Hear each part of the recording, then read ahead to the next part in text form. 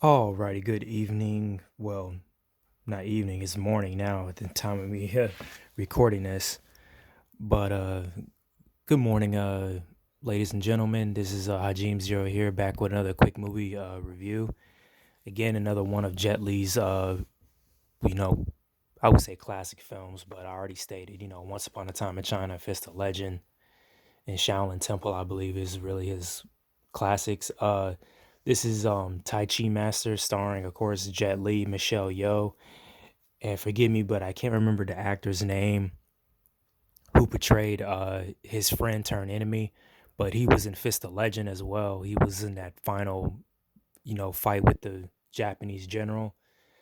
So pretty much with this story, it's two Shaolin monks who grew up together. They're both orphans, and they eventually get banished from the temple during an exercise one day. One of them does a forbidden technique, and of course, Jet Li, being a friend, had backed him up, and a fight ensues between the master and the rest of the students, and pretty much they get kicked out of the temple. They eventually do, uh, defeat them in that scene, but their first original master comes to him and pretty much says, "Yeah, I saved your life, but you pretty much have to leave the temple now."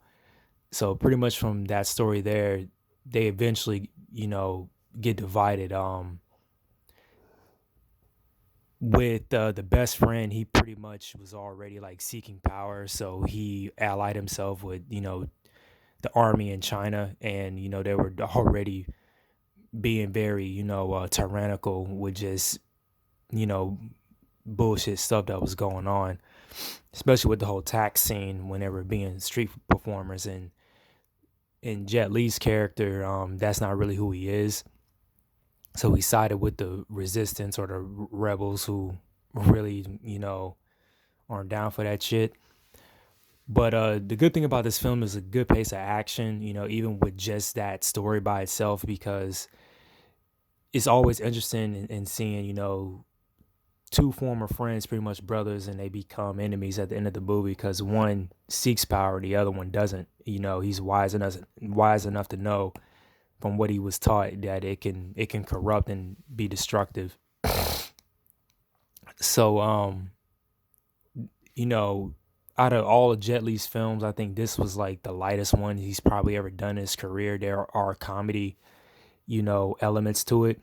'Cause, Jackie Chan was mainly known for action comedy. I'm not gonna throw out a number how many he's done because I really don't know at the top of my head. But of course, and when he did them in China, and then when he did some of them in America, like I said, he probably only had like two serious films in his whole career, with Jackie. But eventually, I gotta eventually watch The Foreigner. I already saw, Karate Kid, and I talked about that one, how it humanized him because he was a grieving father, and he had a new apprentice that was pretty much like his son.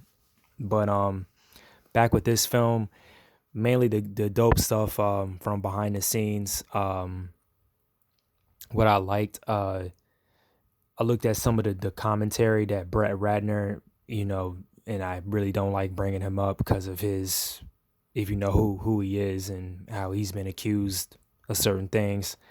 And I can't remember the brother with the dreads, but he's a film critic as well. But they both talked about how, the action that Jet and some of the other, and I think Jackie too, they had, it went back to the days of Charlie Chaplin, how he would do these death defying stunts. And of course, I bet Jet has suffered injuries, but Jackie suffered, like the most. And the funny thing with both of them being action stars in their whole career, they never did a movie together until they came to America.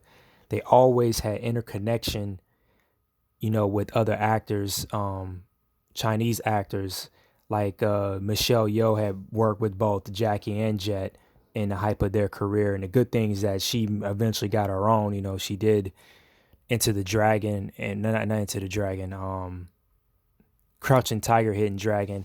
And I think her first American movie was Tomorrow Never Dies, the James Bond film with um, Pierce Brosnan. And even the brother was talking about how she demanded, automatic respect without saying much. Like she was intimidating.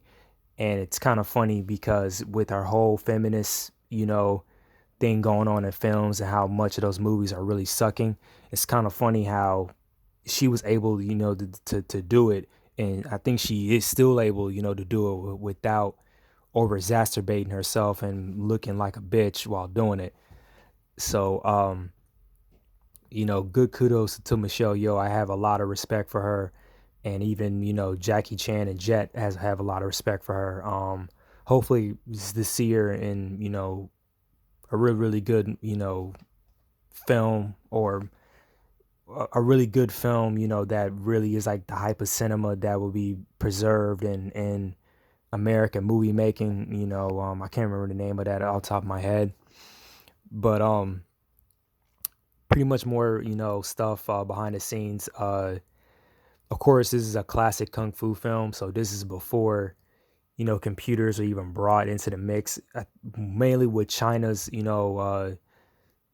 movie making, I don't think they caught on to those visual effects until like 2000, possibly even like, yeah, probably around like 2000. But some is telling me they probably still didn't use it until like the like around 2008, 2010. Because a lot of stuff you see like in this film, there was no green screen. Everything was in camera, and of course everyone was so skilled and they moved so fast. And I stated that before, how fast Jet Li moves, and I'm don't know what Michelle Yeoh's martial arts background is, but she moves pretty quick too. And they're quick learners most of the time. And I'll even talk about this on the Matrix.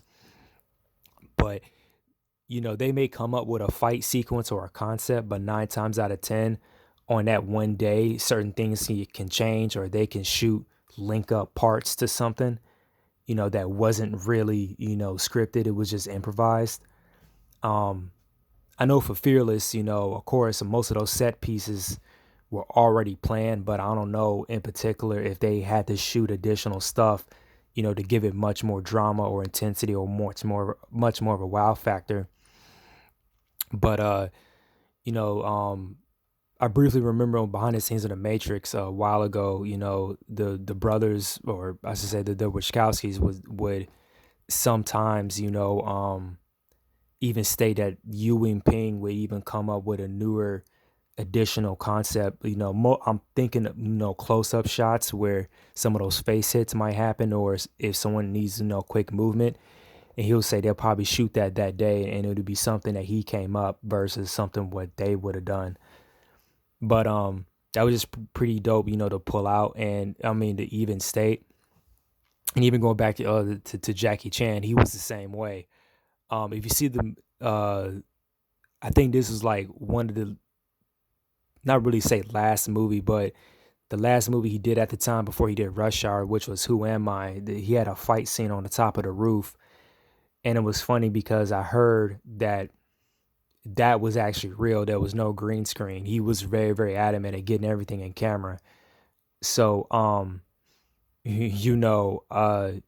they were fighting over the ledge, so any one of them could have fell at any time. It was like, like some real shit. And but of course they had something down there to catch him. The thing is, I don't know how low it was. And then two, for all I know, it probably wasn't on a skyscraper. It was probably just on a high end, platform that made it look like a skyscraper. But this is pretty dope how the Chinese, how they do their filmmaking, you know.